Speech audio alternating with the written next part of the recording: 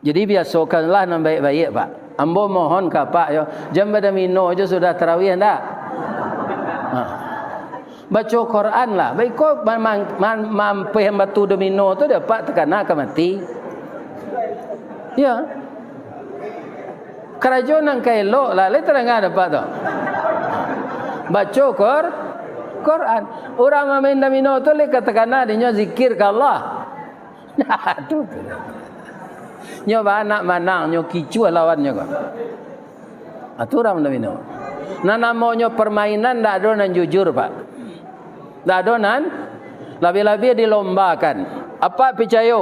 Lomba MTQ di kota tu ndak ada karinya. Ndak ada karinya nan kadiambil anyo seo dari kari lain, negara lain. Amanangnya. Padahal itu dari negara orang.